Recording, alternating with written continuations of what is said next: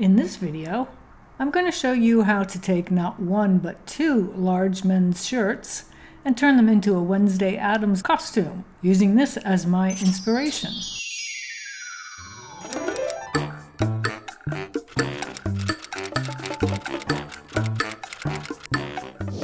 The important thing about this refashion is that the collars need to be the same size on both shirts, so keep that in mind. So let's get started. The first thing we're going to do is remove the collars and cuffs, but I can't seem to find my seam ripper. Oh look, Singlet has it. No wonder I couldn't find it. When you remove the collar and cuffs, make sure you open the seams instead of cutting them off, because we're going to reattach the collar and the cuffs using the stitch holes from the original shirt. Remove the collar and cuffs from the second shirt as well. Next, we're going to attach the white collar and cuffs to the dark shirt. First, give the collar and cuffs a good press to make them easier to sew, especially if the fold has lost its crease, like on this collar. Mark the center of the collar and the center of the shirt with a pin. Make sure the buttons from the shirt and collar line up. Then, starting at the button placket, insert the shirt about 1/4 inch between the front and back of the collar and pin into place. Continue pinning the shirt to the collar all the way around, and make sure both plackets are flush with the edges of the collar. Before sewing, I switched to a zipper foot. Because it's smaller than the standard foot, it can navigate around the buttons which are close to the seam. I'm also using white thread for the collar and cuffs so that the stitches won't show. Carefully top stitch the collar to the shirt on the outside, making sure the stitches catch the front of the collar, the shirt, and the back of the collar. Use the existing stitch holes as a guide and back tack at the beginning and end. Check to make sure the button plackets line up and that the stitches caught the inside of the collar.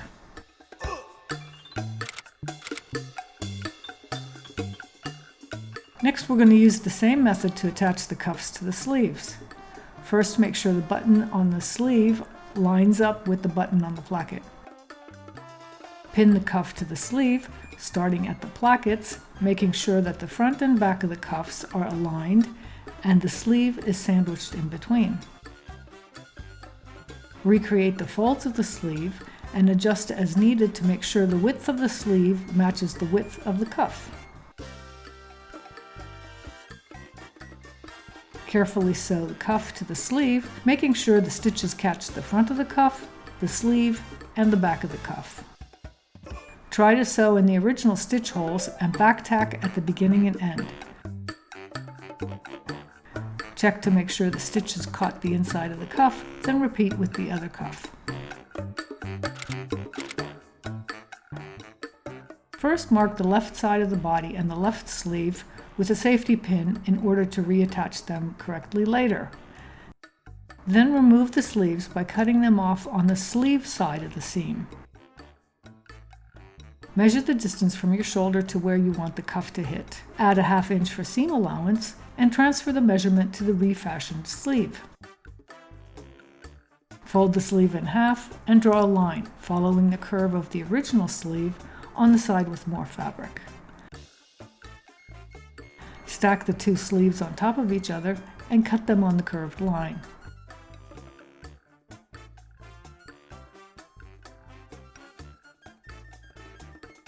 Refold the sleeves with the seam centered, and with a pin, mark about 1 inch from either side of the fold. This will be the area for the gathers. To gather the sleeves, use the longest stitch setting on the machine. You can use the white thread here because it's going to be removed later. Starting at one of the pins, sew a row of stitches as close to the edge as possible until you reach the second pin. Turn the fabric 90 degrees, make 2 stitches using the hand crank, turn the fabric another 90 degrees and sew a second row parallel to the first. You can also use a single row, but the gathers are easier to control with 2 rows. Then repeat on the other sleeve.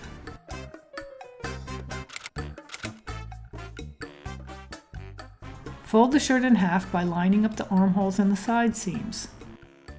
To cut the armholes, take a woven shirt that fits you, tuck the sleeves inside the body, fold it in half, and use it as a pattern.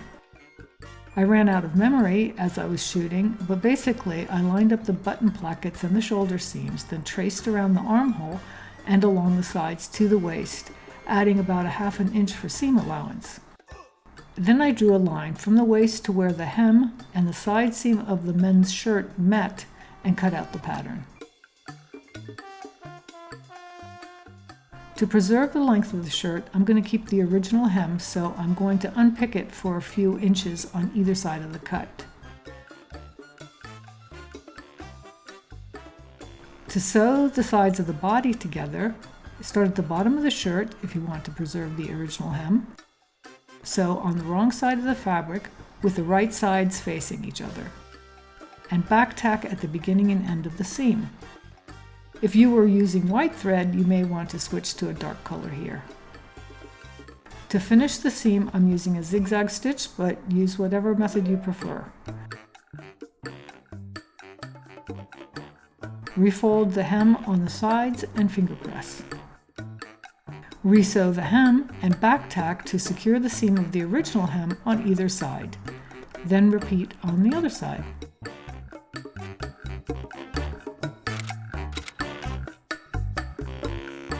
Locate the left sleeve and the left side of the shirt. With the body of the shirt turned inside out and the sleeve turned right side out, place the sleeve inside the body of the shirt. The outside or right side of the sleeve should be facing the outside of the body. Pin the sleeve to the armhole until the point where the gathering stitches start. Pull the bottom two gathering threads until the width matches the width of the armhole. Distribute the gathers with more at the top and less towards the sides, then add more pins to keep everything in place. Starting at the underarm seam, sew the sleeve to the armhole on the sleeve side. That way you can adjust the gathers if you need to. Sew back to the starting point and back tack over the beginning of the seam. Try on the shirt to make sure the sleeve looks okay, then remove the gathering threads. Trim the seam allowance as needed, then finish the raw edges with a zigzag stitch and repeat with the other sleeve. As a final touch, I added a simple pleat because the shirt was too baggy in the back. To make a pleat, fold the shirt in half lengthwise along the center of the back, then mark about an inch from the fold at the height of the waist. Sew a seam about an inch long on the wrong side of the fabric and back tack at the beginning and the end to secure. And that's it, we're done. So here's the completed top. It's a little short on me, so it's more of a tunic than a dress, but you get the idea. It would be perfect for someone a little shorter. Either way, Griselda and I are ready to go trick-or-treating, and I hope this inspires you to try your own refashioning project. Thanks for watching, and happy upcycling!